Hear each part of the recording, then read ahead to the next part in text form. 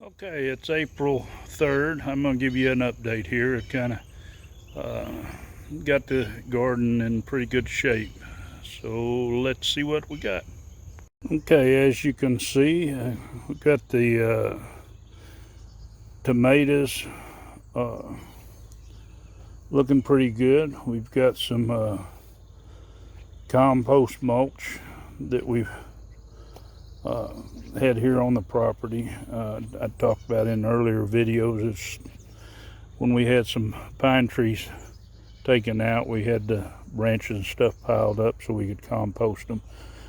And year before last, we mixed some lime in with it so we didn't get a real acid mix. So we should have a pretty balanced pH for the tomato plants.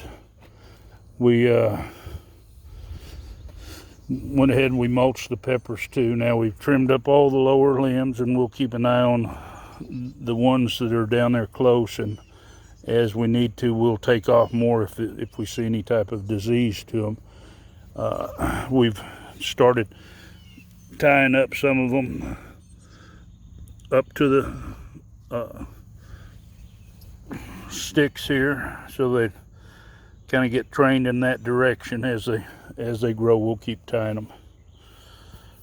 The sweet potatoes, they're starting to get acclimated. Normally it takes them a week or two to get good footing in the ground, and then they'll start taking off.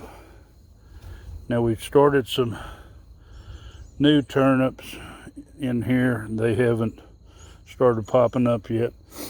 It's getting almost time. I'll start thinning out the corn here probably in the next week. I actually got the whole garden tilled, so we got rid of most of the grass. And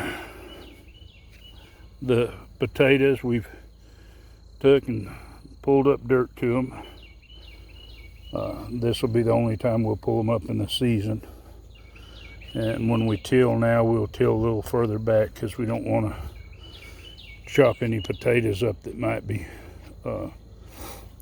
coming up out a little ways away from them.